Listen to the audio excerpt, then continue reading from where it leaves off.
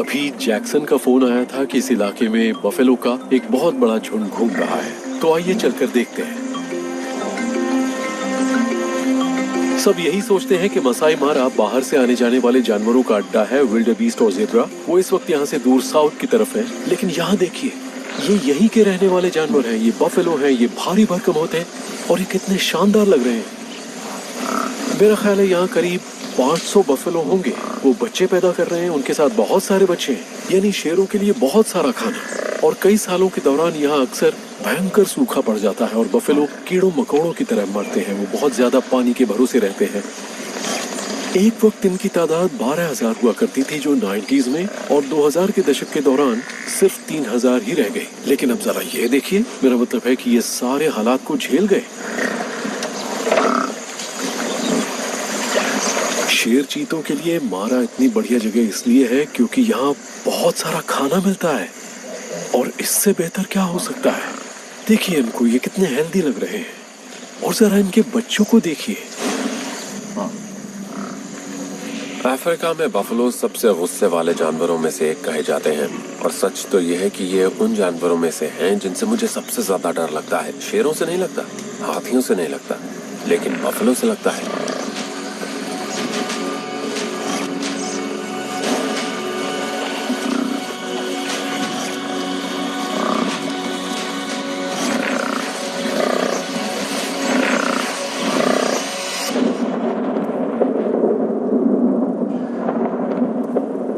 इसे लगाने में मेरी मदद करो। हाँ, खींचो आराम से, बस ये अब लग जाएगा, ज्यादा टाइम नहीं लगेगा। अभी तूफान आ रहा है और हम कैंप से काफी दूर हैं, लेकिन हम यहीं रुकने वाले हैं।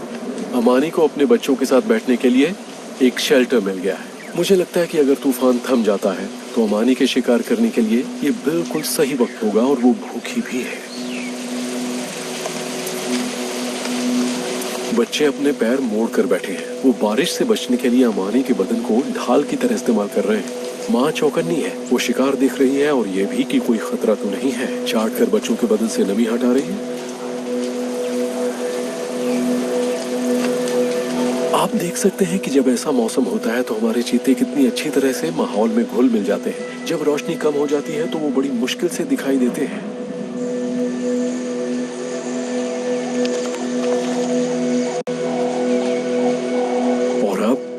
सब कुछ बदल गया है। तूफान रुक गया है और अमानी बहुत सीरियस हो गई है। आप उसके हाव भाव देखकर समझ सकते हैं। उसके कान खड़े हैं, वो देख रही है, लेकिन क्या? थॉमसन्स गज़ेल। वो कोशिश करेगी और बहुत दूर से जाएगी ताकि वो उसे आते हुए देख ना पाए, क्योंकि ये पूरी तरह खुला इलाका है। इसे फायदा ये है कि इसके चित्तीदार कोट की वजह से इसकी आउटलाइन दिखाई नहीं देती, और नुकसान ये है कि इसके पीछे इसके बच्चे 3 सायों की तरह चल रहे हैं। वो उसके साथ रहना चाहते हैं, लेकिन वो अपना पूरा वक्त ले रही है। वो बहुत एक्सपीरियंस्ड है।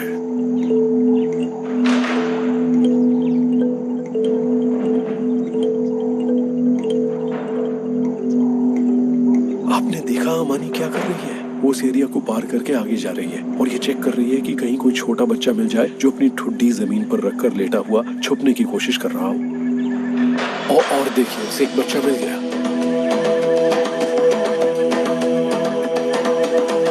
जो मैंने सोचा था वही हुआ। अमानी को एक छोटा बच्चा दिख गया और अब बच्चे उसे दौड़ा रहे हैं। इस तरह उन्हें शिकार करने की प्रैक्टिस का मौका मिलता है।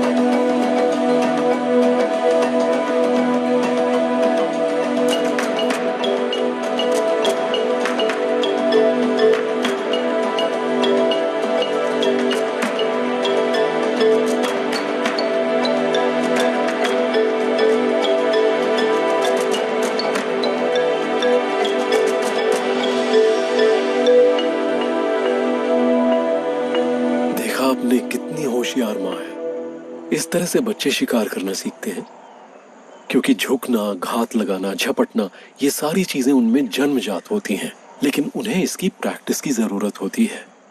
तो इन 3 बच्चों के लिए ये एक जरूरी सबक है। इसमें और जब शेर को कोई शिकार मिलता है उसमें एक फर्क है, शेर अक्सर बड़े आराम से उसे खाता है, लेकिन चीतों के साथ ऐसा नहीं है। उन्हें जल्दी जल्दी खाना पड़ता है, उन्हें जल्दी से शिकार को खाकर खत्म करना पड़ता है, क्योंकि उन्हें डर रहता है कि कहीं शेर और लकड़बग्घे या कोई और उनका शिकार चुरा कर न ले जाए। ये मादा गजेल है, ये माँ है। मैं देखता आ रहा हूं कि यही एक है जो आवाजें लगाई जा रही है, लगाई जा रही है। ये सबको चौकन्ना करने के लिए आवाजें लगा रही है, क्योंकि इसने अभी अभी अपना बच्चा खो दिया है। दूसरे वापस जाकर अपने काम पर लग रहे हैं, यानी दिन के 16 घंटे घास चरना। लेकिन ये माँ बहुत दुखी है। लेकिन गजेल की खूबसूरती, उसके पैरों की तेजी, उसका छरेरा बदन, ये सब शिकार में होने वाली दौड़ भाग से ही बनता है। ये एक लड़ाई है, एक दौड़ है जो विकास की प्रक्रिया में शिकार और शिकारी के बीच लगातार चलती रहती है। अमानी और बच्चे शिकार के बाद एक दूसरे को चाट चाट कर साफ कर रहे हैं। उन्होंने बहुत बड़ा शिकार नहीं मारा, लेकिन बच्चों को शिकार की प्रैक्टिस करने का मौका मिला और अमानी की भूख थोड़ी शांत हो गई। इसलिए कुल मिलाकर आज का दिन अच्छा रहा।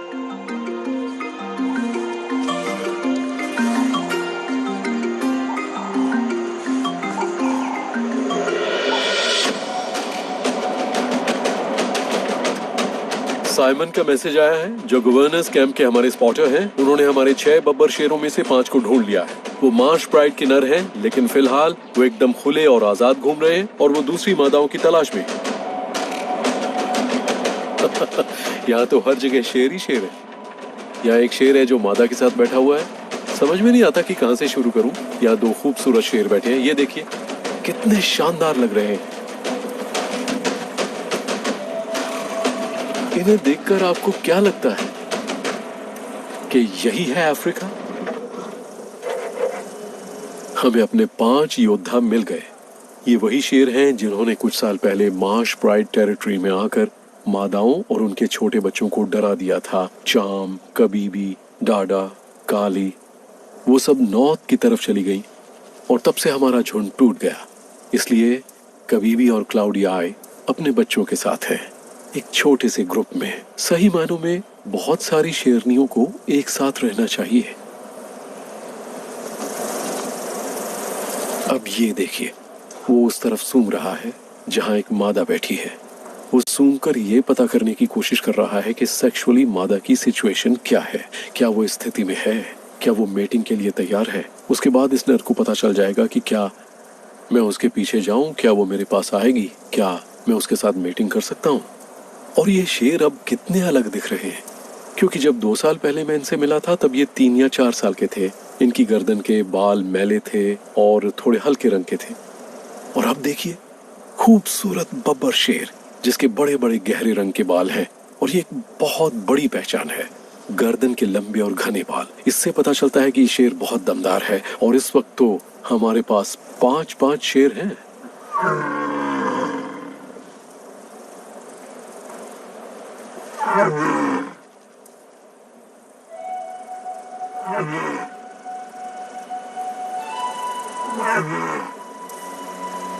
चार शेर 2 मादाओं के साथ इस पेड़ की छांव में आकर बैठ गए हैं।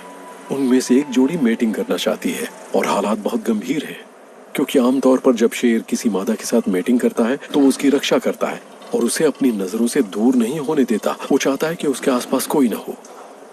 लेकिन चूंकि इतनी गर्मी है तो सारे शेर पेड़ की छांव में बैठना चाहते हैं, इसलिए और कोई चारा नहीं है। इस वक्त उस शेर को ये बर्दाश्त नहीं हो रहा होगा कि वो अपनी मादा के साथ संबंध बनाने जा रहा है और उसके 3 साथी उसी पेड़ के नीचे बैठे हैं। वो इतने करीब हैं कि उसे उलझन हो रही होगी।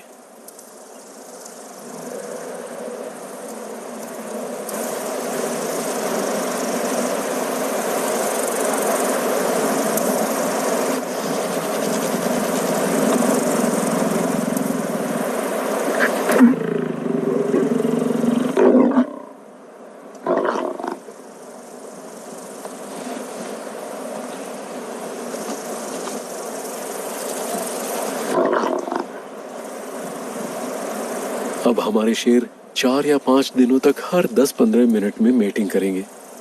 और वो बार बार ऐसा इसलिए करते हैं क्योंकि मादा को बच्चे पैदा करने होते हैं और उसके लिए मादा की प्रजनन प्रक्रिया को बढ़ाने की जरूरत पड़ती है जिससे वो अंडे छोड़ सके और फिर 100 दिन बाद वो कहीं और जाकर बच्चों को जन्म देगी, शायद 4 बच्चों को।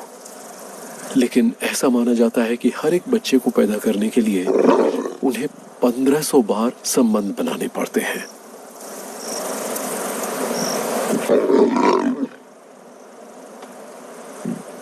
चलिए, हमने ये पहेली तो सुलझा ली। हमारे मार्श प्राइड के शेर कहाँ हैं? वो हमारी शेरनियों और उनके बच्चों के साथ क्यों नहीं है?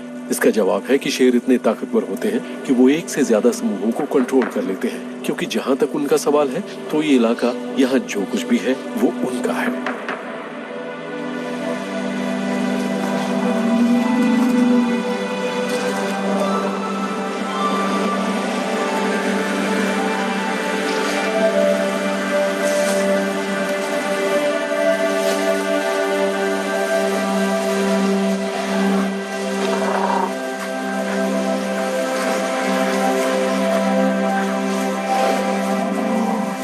जब शेर सो रहे हों तो जाने के लिए सबसे अच्छी जगह वो है जहां आपको हाथियों का झुंड मिल जाए और बस आप बैठकर उन्हें देखते रहें और आपको लगेगा कि आपका सारा टेंशन गायब हो गया। मुझे हाथियों के बारे में ज्यादा नहीं पता, लेकिन बस उन्हें देखकर मन को बड़ी शांति मिलती है। मुझे लगता है ये सबसे एक्स्ट्राऑर्डिनरी जानवरों में से हैं। ये इतने बड़े हैं और इन्हें देखकर लगता है जैसे ये बहुत होशियार हैं। जॉनथन को नर हाथी देखना बहुत अच्छा लगता है, इसलिए हम अक्सर एक शानदार नर हाथी ढूंढ लेते हैं। लेकिन मुझे तो झुंड अच्छे लगते हैं और उनमें छोटे बच्चों और माँओं का आपसी संबंध देखना। उनमें अनुशासन भी है। मुझे बचपन से ही हाथी अच्छे लगते हैं। मैं टांजानिया में पली बढ़ी हूँ, तो बचपन की छुट्टियों में हम हमेशा सेरेंगेटी जाते थे और मुझे याद है कि मेरा भाई और मैं, मतलब हमारे पेरेंट्स, जाकर अपना अपना काम किया करते थे और हमें छोड़ जाते थे और हमें ये बड़े बड़े शानदार जानवर देखने में मजा आता था। उनसे बिल्कुल डर नहीं लगता है, बल्कि वो आपको शांति देते हैं और ये उनकी बहुत बड़ी खूबी है।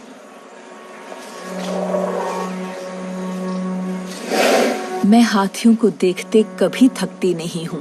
वो सीधे मेरी गाड़ी की तरफ आ रहे हैं और चारों तरफ घूम रहे हैं क्योंकि वो घास खा रहे हैं। ऐसा लगता है जैसे सुकून की एक लहर आई, आपके चारों तरफ घूमी और फिर चली गई।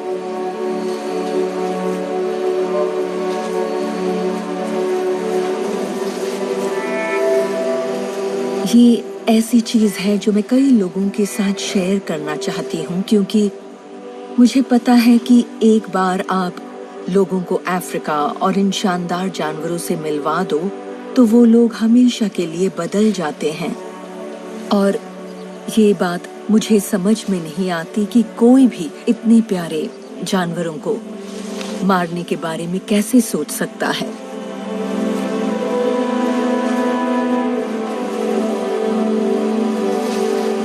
हम सब आपस में जुड़े हुए हैं। आप गौर करें तो आपको लगेगा कि ये बहुत जरूरी है कि हम उन सारे जानवरों और जीव जंतुओं के बारे में सोचें जो हमारे साथ इस दुनिया में रह रहे हैं।